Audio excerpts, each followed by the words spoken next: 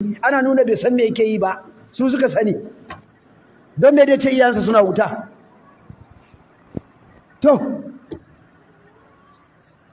bari mu zo yin sakaci. Munafukan ahlus suna da dibgaggun su ne ma sharrin, su ne ma abun mamakin, su ne ma abun haushin. In ban da lalacaccen rudadden ahlus sunna, me ya haɗa ka da aƙidan sufaye? Me ya haɗa ka da aƙidan ƴan shi'a? In ban da lalacaccen wofi, aƙida ne ba ta ƴan shi'a, aƙida ce ta sufaye. Su suka fara ƙaryata wannan hadisan daga kan Imamu Suyuɗi. Imamu Suyuɗi sufi ne, shi ya fara shekara ta 900 ana musulunci, bayan shi ba wanda ya taɓa wannan magana, ba wanda ya taɓa musanta wannan hadisai. Kowa ya zo sai karanta ya fassara su yadda suke a wuce.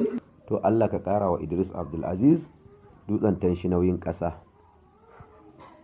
Allah ka kai shi can asfalas safilina fidda rakil asfali minan nari. Allah ka kai shi can, domin kwa ya mutu kafiri bai da imani. Dalili na guda biyu, kamar yadda ma kun ji ɗaya dalilin daga cikin wannan bidiyoyin, inda yake tabbatar da cewa iyayen annabi Muhammadu sallama ‘yan wuta ne. Wai idan ka ce ba ‘yan wuta ba ne ma wai ka ƙaryata annabi, wai saboda annabi ne ya faɗi wannan hadisin. To ƙarya ne, annabi bai faɗi wannan hadisin ba. Ko a hankali, ko kai jahilin ina ne baka ilimi ba, ka san ba biyan da za annabi ya ce wai iyayensa ‘yan wuta ne. Hakan me zai fa'idantar da shi a ilimi in annabi ya faɗa? Sannan ƙarya ne, annabi bai faɗi wannan ba. Yawwa, bacin Allah ya ce wa taqallubaka fis sajidi, Allah ya nuna cewa iyayen annabi Muhammad sallallahu alaihi wasallam masu sujada ga Allah ne.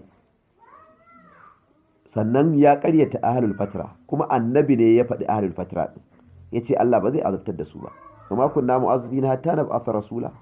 Wannan ayan ya ƙaryata ta a cikin wannan hadisin, ka gane? A cikin wannan labarin da yake kawowa ya ƙaryata wannan aya din. Sannan idan mun ce mushi dan wuta, kada wani ya zo ya ce zai mana, shi ya faɗa wa kanshi cewa shi dan wutan ne, bai neman taimakon annabi Muhammadu, bai neman ceton annabi Muhammadu.